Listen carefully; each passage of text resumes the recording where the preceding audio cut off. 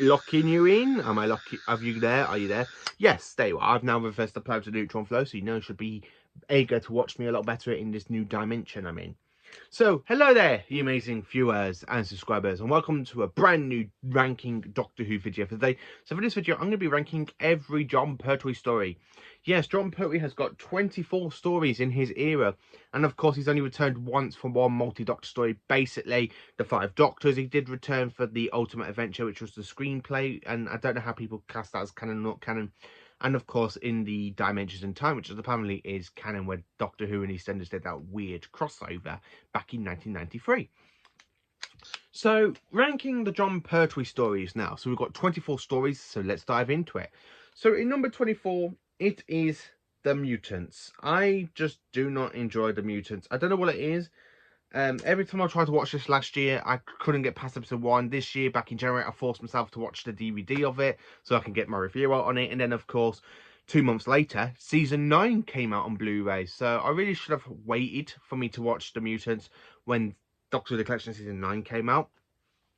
Because I'm going to be honest with you, season 9 has moved in from my least favourite Pertwee season. And that's now full to season 11. And I'm sorry to Tetra's Milkshake. I've been talking to him on Twitter and, well, been talking to him through Instagram really, and I know he likes season 11. But for me, The Mutants, it's not a great story. I mean, the only good thing about it is literally just the Doctor and Joe. They are the only two characters about it. Everything else I find very dull. I find a little bit boring. I don't really get that zoomed in and that zoom interesting into it, and I'm sorry to say that. So, number 23. So in 23 place, it is The Monster of Peladon. So The Monster of Peladon, it follows on from basically the story from season 9, The Curse of Peladon. And it kind of ruins the Ice Warriors story arc. So I do think this is basically the last point in time the Doctor does actually encounter the Ice Warriors in the Ice Warrior timeline. Because the second Doctor encounters them twice. You know, Matt Smith's Doctor encounters them. I really think that kind of falls around the same time as basically, you know, like the second Doctor does. And of course, Capaldi basically meets them just before they get into the Galactic Federation, that we see them in The Curse of Peladon. The Monster of Peladon ruins whatever the Curse of Peladon was trying to do for the Ice Warriors. Instead of making them basically the villain, like the good guys that the Doctor thought, oh, they're villains, I know the Ice Warriors, you know, so and so and so on. But the Ice Warriors in this story really fall back, and they're not interesting, and they're not diabolical. You know, I don't get what they were trying to do with the Ice Warriors in this story, apart from them like thinking, oh, we are peace, you know, we peace. Oh yeah, we're the ones that basically behind everything with the Minotaur, basically go around killing people. Yeah, I really don't get what the Monster of Peladon was trying to do to the Ice Warriors. It's why I do prefer the Curse of Peladon more to the story. I'll probably wait until season 11 comes out on Blu-ray. I am hoping season 7 is basically the next Pertwee one, and I'm hoping that season 11 is the last Pertwee story. The last Pertwee season's quite on Blu-ray, but there again though, season 7 might be the best way to end the Pertwee era for the Blu-ray set, so I just don't know what they've got planned. Number 22, and this one is going to get me killed by another sci-fi guy, or shall I say exterminated. It is Connery in Space. Yes, this is the one story in season 8 I just find so boring, because nothing really happens until episode 3 when the Master basically shows up. So the Doctor is sent onto this planet to basically find out what the Master's got planned with the Doomsday Machine. Yeah, not an interesting story. The subplot is actually quite good. I do want to get the target book of the story so I can actually read it and then kind of experience it through that way, where I've only watched it on VHS and DVD and I just can't get interested in it. And it is out on Blu-ray in season 8, and even the Blu-ray didn't help save the story from basically getting a bit dull. I'm sorry for another sci-fi guy, because he actually enjoys the story. So he's there probably going to build a Dalek to try and exterminate me at some point. Number 21. Invasion of the Dinosaurs. Yeah, I know this one is due to the really bad dinosaur effects. And of course, the way I do kind of like the way how they basically pretend to Sarah Jane and are kind of going into the future. I just don't really connect with the story as some people do. Yeah, okay, it's got some good bits in there. I mean, when you watch that bit with the pterodactyl and you've just got Pertwee basically kind of like that, but you can tell the pterodactyl is basically on like fishing wire and they're literally just flapping it in his face. Yeah, that budget is just really, really bad. I really like the fact how the John Pertwee is literally about to knock the Brigadier out when the Brigadier walks through. He goes, "Hey, oh Doctor, what on earth do you think you're doing?" I really find that bit quite good and a little bit, but yeah, the Invasion of Dantals really bad effects, which is why the story is really, really down. Number 20, The Time Monster. Even though I do enjoy The Time Monster, and it's basically the 4th best story from season 9 out of its 5. The Time Monster, it does do some good stuff in there. It does do some bad stuff. I really think it kind of ruins the Atlantis storyline that Patrick Troughton had in the Underwater Menace. And my God, even that story basically sucked in the Troughton era. I mean, the Underwater Menace, I'm hoping the animation, when the animation comes out, it kind of box up this story. Not so much. It's not as great as it could have been. I think it could have been so much better. I mean, the whole effect with Kronos looks so much better on the Blu-ray than it does on the DVD and the VHS. Don't get me wrong, but I just can't really get into it that much. I mean, yeah, episodes 1 is kind of good because it does kind of set up. 2, 3 does kind of basically set up really well. Episode 4 is quite good. 5, I feel like just drags, and episode 6 does get good. I do like the fact Kronos basically does escape and basically wants to torture the Master, and the Doctor goes, "No, let him free. You can do whatever you want." And then the Master basically escapes in his tights and goes, "No, Kronos, stop! Why? You asked me to give him his freedom." Yeah, I'm going to say that. Number 19. So we are jumping into season 10 with the only bad story from season 10. Planet of the Daleks. Yes, Planet of the Daleks. What can I say about Planet of the Daleks? Well, it's definitely the weak Pertwee Dalek story. Yes, the Daleks are on the planet Spyridon. Yes, they kind of captured the invisible people from Spyridon. They want the power of invisibility so they could become the most dominating masters of the universe. What's kind of bad? Well, how does the Doctor deal with the Dalek the 10,000 Dalek army? Well, just trap him inside an ice volcano. Yeah. The Doctor really should have thought about basically not trapping him in the ice volcano, basically trying to think of what else to do with him. Even though the new CGI effects on the story basically saves the story from basically kind of slucking. So let's dive into number 18. So in 18th place, we jump into The Curse of Paladon. I would have put this a bit higher, but I absolutely do enjoy other Pertwee stories above this one. So The Curse of Paladon, it makes basically the Doctor kind of bit of a jerk, because like the 6th Doctor did with Linton in the second sermon, the 3rd Doctor basically kind of misjudges the Ice Warriors. So everything's going wrong. You've got people being sabotaged, people being murdered, and you've got the 3rd Doctor thinking, yeah, it's the Ice Warriors. It's the Ice Warriors. Yeah, it's the Ice Warriors, and the Ice Warriors are there literally trying to stick up for the Doctor. I really think that's a kind of a good dynamic, and I really think it does so well, where the Monster of Paladon basically lets down the Ice Warrior story arc they had in this story. And I'm sorry to say that, but I really do think The Curse of Paladon is definitely the best story of the Paladon tales. Number 17, Death to the Daleks. Now, Death to Daleks, I actually enjoy this one over basically more than I do for basically the Planet of the Daleks. Now, the reason I actually enjoy Death to the Daleks a lot more is because, one, the Daleks lose their weaponry because of this source on the planet Exodon. 2, I really love the kind of like metal snake creature when the Daleks are there trying to exterminate, going exterminate, exterminate, and it literally attacks the casing and the Dalek just falls into the like swamp, like the little lake thing. I really think that's a kind of a good thing about it as well. I love the fact that one Dalek gets stressed is saying, "Human female has escaped, I have failed. Human female has escaped, I have failed, I have failed, I have failed." I really love that bit. That bit's just absolutely epic, and that's why I enjoyed the story. Number 16. Frontier in Space. Now, Frontier in Space, I absolutely flipping love this story. Out of season 10, this is basically the 4th best story out of that season, considering it's got 5 stories like season 9 and season 8. This story, it is Roger Delgado's last appearance as the Master. It is brilliant. I mean, absolutely brilliant. I love the fact how the Master is basically working with the Dykes to prevent war between Earth and Draconian. I love the fact we have the return of the Ogrons. I just really enjoy the story, and the fact that this story is literally Roger Delgado's last story, which really makes this one why it deserves to be a bit higher. Number 15 now. So number 15, we are jumping into season 8 territory with the Daemons. I have to admit, this 5-part story is just brilliant. I actually do love it, and the fact it's in 15th place, it's not bad, and it does get to the masterpiece section. I mean, the top 5 are definitely the masterpiece section of this story. I absolutely love the Daemons. I love the fact how the Doctor basically gets covered in ice and he kind of froze. A bit like he does in Planet of the Daleks after the Master shoots him, but he does come back to life after a shooting temperature. And he goes, "Eureka!" I really love the fact this story is set in Devil's End. I love the fact we kind of meet the kind of daemon, like the devil creatures, the Asal, where the master's there going, Asal, Asal. I love the fact how Azal wants to give the Doctor his own power, like his power, and the Doctor goes, I don't want it. And the master goes, no, give me your power. Give me your power, I beg of you. And I really like the way how Asal basically turns on the master. And the master does get arrested by the Doctor having a remote control to Bessie. I really love the story. I just absolutely love it. Number 14, The Claws of Axos. Yes, I absolutely do love this story from season 8. It's my third favourite story from the season. Claws of Axos. What can I say about it? I really love the whole Axos designs. I really love the way how Axos looks when it's basically running around the entire place. I love the fact that later on they kind of use the Axos costumes for the Krynoid costumes back in season 13.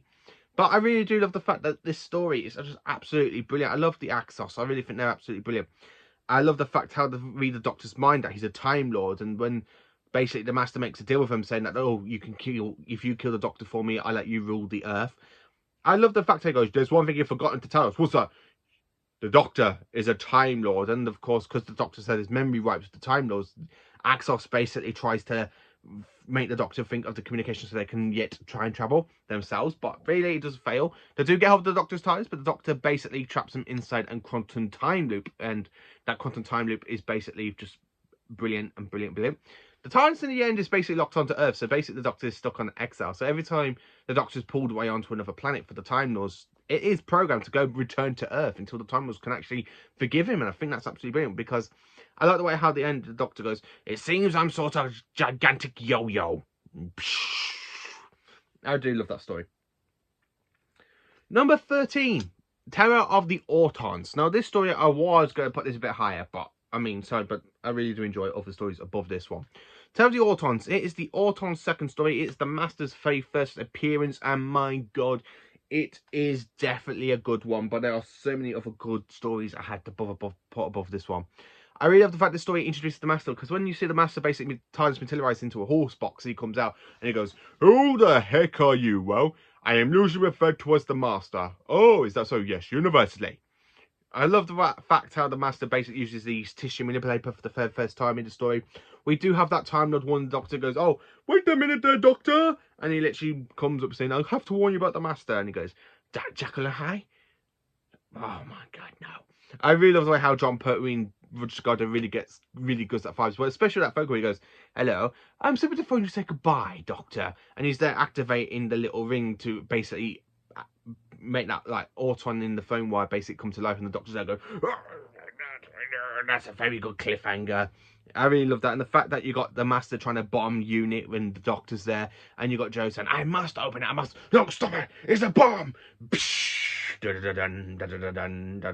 just absolutely love that story, I really do. Number 12.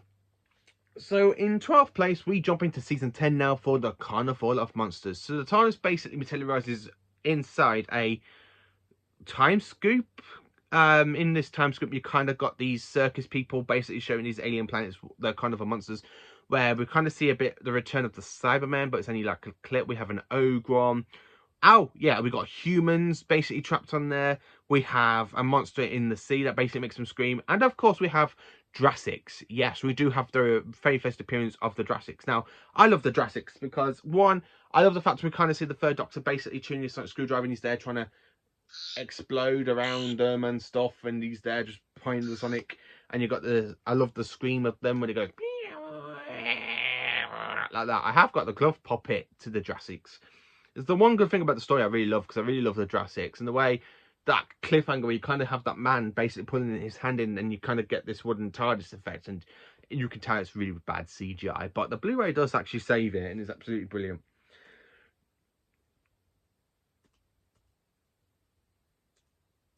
Number 11, it is the Mind of Evil. So we go to basically a prison where the Master's basically using this prison machine because the Doctor in the previous story took his demutation circuit. So the Master uses alien machine and try and talk to prisoners. Now the Master's fear is basically the Doctor just standing there with like this, being like a superhero and laughing at him.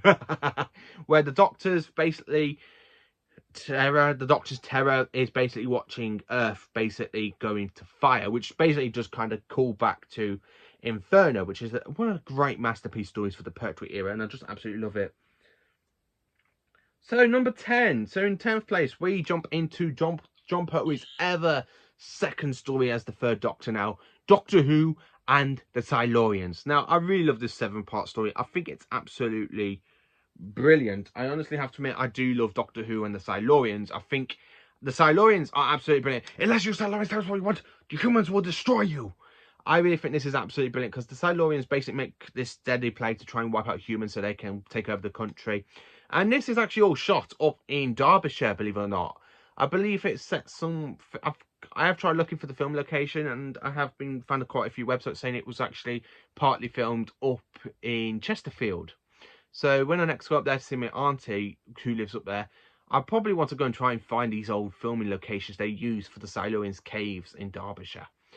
And I know some of it, like the power station, was actually used by the power estate by Derby. That kind of fantastic factory. I know some of it was filmed in there as well, and some of it was actually filmed in studio. But to actually have this story filmed in Derbyshire, and I believe up by Chesterfield, is another good point. I mean, up by Chesterfield, you've got Sheffield, where they filmed basically some of the Jodie Whittaker stories. So I love the fact that basically this story was actually filmed in Derbyshire. So I'm hoping to go up at some point to see my auntie soon, and then basically try and find the filming location work for this story. Number 9, The Ambassadors of Death. Yes, this story I did say once upon a time this was not the best story for season 7. I'm going to be honest with you. This one has actually grown on me. I really have enjoyed my basically fantastic rewatch of this story lately. I have got a review to come out on this story, believe it or not. I absolutely flipping love The Ambassadors of Death. I love the way how the episode kind of plays the bit of the title, like the titles sequence, and then it goes into it a bit, and then straight away before you get into the main story, it literally shoots up going meow, like that, and you got the Ambassadors of Death episode, like whatever episode you're watching. I love the car chase with Liz Shaw driving Bess, and you got those people chasing after her. I think it's absolutely brilliant and fantastic. I really love it. Number 8. So in 8th place, we jump into The Time Warrior, the opening story to season 11. I absolutely love this one because it introduces us to Lynx. It is the only middle-aged Earth time for the third Doctor. It's like it's actually his only historical story.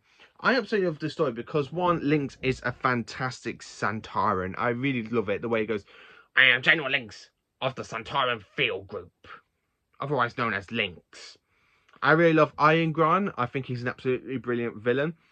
I love the way how the Doctor basically uses gunpowder to try and scare Iron Gran's forces off, and Lynx is there going, your men are cowards. This is not the pure Santaran way. I really love the fact how the Santaran, Lynx is actually stuck in middle-aged Earth and in the Middle Ages, and basically has to try and give these people technology, and he does kidnap humans from the future to make the guns for them. It's a really good story. Number 7. So we are into the next story of season 11 on this list, and it is Planet of the Spiders. Yes. People wondering, why have you put Planet of the Spiders above The Time Warrior? Well, I'm going to be honest with you. Planet of the Spiders, I absolutely love the story. I think it's the best story from season 11 in my opinion. It was the only story from season 11 I actually watched growing up as a kid, because my dad had this on VHS, and it was my first ever proper regeneration story, where the Case on Johnny was actually my second and the Goblins was my third, but this was actually my first basically regeneration story I ever watched with my dad. I love the spiders, I love Metal Buddies 3, I love the fact how they all talk and basically saying, from Earth, no, that's it, like, I love the fact she goes, oh, praise to the Great One. I love the fact how the third Doctor basically has the Metal Buddies crystal that he took in the previous seasons at the only story of the Green Death. I just really love the story. It's absolutely brilliant, it's absolutely fantastic, and I really love the giant spider effect. Number 6. Yeah, so number 6, we jump into Day of the Daleks. Now, this story, if you would have asked me 2-3 years ago, this story would have been right at the bottom of the Pertwee list. And the fact that it's gone from 24th place and it's shot up to 6th place, you can tell how much I appreciate this story. Messing around with the time paradox, you've got Daleks basically invading the humans. I love the fact the Ogrons are there doing the Daleks' dirty work for them. I love the special edition of the story. I mean, the special edition of the story is genuinely fantastic. But the story itself is just absolutely brilliant, and it messes around with the time paradox. It's really great if you haven't seen it. Number 5. So in 5th place, we jump into season 10 territory with The Green Death. Joe Grant's final story as... Sorry, should I say Joe Grant's final story, but Katie Manning's basically last appearance in Classico until the Sarah Jane Adventures, and of course, recently in The Power of the Doctor. I absolutely love the giant maggots, basically, effect. If I could say the one thing about the effects in the Pertwee era, because, like I've said for some of his stories, really bad, dodgy effects to the invasion of dinosaurs. The effects for this story is a lot better than the effects for Invasion of the Dinosaurs. I love the giant maggots. I love the fact we've got that big giant fly flying over them. I love the fact the Doctor tells Sergeant Benton off when he's trying to give the maggots basically this fungus that would kill them, and Sergeant Benton's there going, come on, get your dindins, come and get your dindins. Yeah, come and get your dindins. And the Doctor's there driving, going, Sergeant Benton, please. I really love that. I love the boss, the giant computer goes, I am the boss. I am the master. I really love this story. It's absolutely brilliant and fantastic. The fact that Joe falls in love with this basically younger professor, aka Professor Jones, and he does actually remind her a bit of Pertwee's Doctor, so she says. It's absolutely brilliant. Number 4. In 4th place, this one I did try to put in 3rd place, but I really enjoyed the 3rd place story more than this one. So in 4th place is actually Inferno. As I say, it's the very first time Doctor Who dived into a parallel universe. And it's done absolutely brilliantly. I mean, if I was going to say for the parallel Earth storylines, because we've only had basically kind of 2 with Rise of Summit, Age of Steel, and this one. This is the one that it's done correctly. So the 3rd Doctor's in this universe where basically he kind of witnesses the destruction of the Earth, and he comes back into our universe to stop it from ever happening. And of course, he basically does end up insulting the Brigadier, and the Brigadier goes, "Pompous, am I, Doctor? Yes, I didn't mean that, Brigadier. I didn't mean that, Brigadier." I really love that. I really love Inferno. It's absolutely brilliant. Number 3. So my 3rd favourite John Pertwee story is his first story, believe it or not, aka The Sparehead from Space. This is the best story from season 11. I mean, season 7. If I was going to rank season 7, it would definitely be Sparehead from Space, Inferno, Ambassador's Death, and Doctor Who and the Silurians. I mean, this is my favourite season. I absolutely love Sparehead from Space. One, it introduces John Pertwee really well. I love the fact how he comes flying at the TARDIS after his exile, and you can tell he's actually wearing Pertwee, Troughton's outfit. I love the Autons. The Autons are absolutely amazing villains in the story. I love the Neptune consciousness when it struggles the 3rd Doctor. Yeah, this story, brilliant. If you haven't seen it, why have you not gone and seen Sparehead from Space? Go and watch it. Go and watch it right now. Stop watching my video. Go and watch Sparehead from Space, and you know what I'm talking about. Why this is my 3rd favourite story. So number 2. We jump into season 10 now, and it's the 3 Doctors. Yes, the 3 Doctors. What can I say about it? We have the return of Patrick Troughton and the final appearance of William Hartnell against a Time Lord known as Omega living in the universe of antimatter. I absolutely love this story. The 3 Doctors, basically the best, second best Pertwee story for me, and of course it is basically the 2nd best multi-Doctor story ever. And I'm not just saying that. It is actually the 2nd best multi-Doctor story ever. I mean, after the 5 Doctors, and of course after the 3 Doctors, it does go to Day of the Doctor for the 50th anniversary. But the 3 Doctors, man, what can I say about it? Well, it's definitely a good way to celebrate season 10. It's a definitely good way to celebrate 10 years of the show. I really like the way how the 2nd and 3rd Doctor basically bicker. I really like the way how he appears, goes, thank you. And he pulls these recording and goes, you haven't tried playing this, have you? I love the way how the 3rd Doctor tries to play this. Look, Joe, it's all quite simple. I and he is me. I really love the way how Pertwee just snaps with Troughton sometimes. It's just absolutely brilliant. So, number 1. So, what's my all-time favourite Pertwee story? You're probably wondering. Well, it's the Sea Devils. Yes, the Sea Devils. I really just flat out love the Sea Devils. It's an amazing story. I love the fact the 3rd Doctor's there on this kind of sand mine. He's there using the screwdriver to kind of blow up the mines. I love the scream. The Sea Devils like that. I love the fact the Master's in this one as well, trying to basically cause tension between humans and the Sea Devils. Yeah, absolutely brilliant. So that is me ranking all 24 stories of the Pertwee era. Well, how do you rank the Pertwee stories? Let me know in the comments. Please do like, subscribe and share, and join me for more awesome Doctor Who content. Have a cracking day.